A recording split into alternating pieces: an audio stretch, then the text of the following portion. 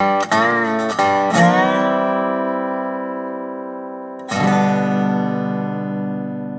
morning, everybody, and welcome back to Coffee with Craig, where we talk about all things firearms, firearms policy, politics, culture, media, you name it. We're talking about it right here on Coffee with Craig. So please take a moment, like and share the program so that your friends can know where the conversation is taking place. Also, if you have not already done so, please subscribe to our YouTube channel and follow us on Facebook. And in both cases, make sure you hit the notification button. That way, you guys will be notified as soon as we go live, and you can participate in the live chat as the program is going on. Also, I want to encourage you, please take a moment and visit fpcgear.com. That's fpcgear.com. It is the place to go to get all of your Pro 2A swag. T-shirts, coffee mugs, hoodies, stickers, you name it. We're always uploading new designs. So all you got to do is go there, check it out. And the best part about it is every dollar that you spend goes right back into the fight for our right to keep and bear arms. So you can support the Second Amendment and you can look good doing it. That's fpcgear.com. All right, folks, you guys know that we have spent over this past year investing a lot more time, energy, and effort in lawsuits, in going after whether it's state legislatures and elected officials or local municipalities who have just decided that, you know what, they don't care what the law says. They don't care what the Constitution says. They're just going to go ahead and they're going to do whatever it is that they're going to do. And we have one such case in the city of Philadelphia dealing with lost or stolen firearms. And so I wanted to have on the show the Firearms Policy Coalition's Director of Legal Strategy, Mr. Adam Kraut, to tell you guys a little bit about the case and where things currently stand. So, Mr. Kraut, welcome to the program. Oh, thanks for having me again, Craig. Excellent. So, all right. So, tell us about this lost or stolen firearm case.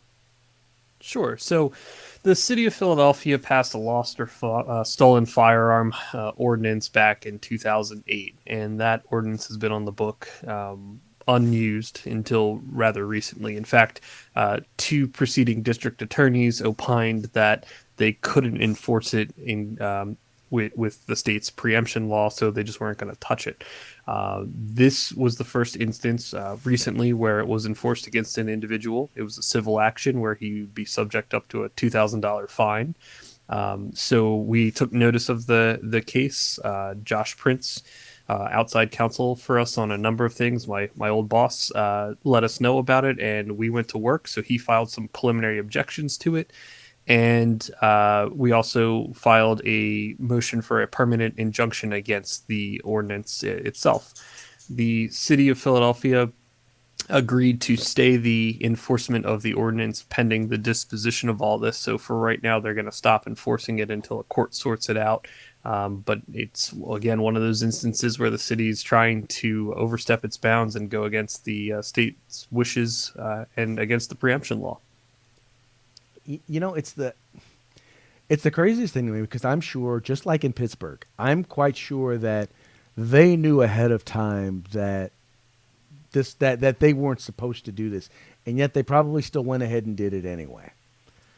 Well, when you have two district attorneys sitting there who say, like, we're not going to enforce it, and here's why, and the why is that they believe it violates the state's preemption law, I would think that would be a pretty good indicator that you're overstepping your bounds there. Well, yeah, I mean, you would think that they would get it. I mean, that right there, if they have two district attorneys telling them, yeah, no bueno, no can do this, you would think that they would kind of catch on to this. You know, I think the other aspect to this that really gets me is it seems like you're punishing the victim in this case because, I mean, these are people who have had property stolen from them.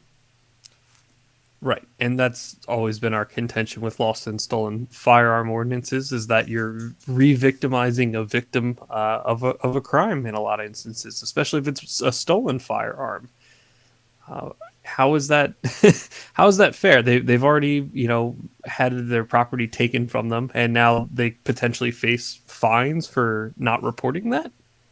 What if they didn't know?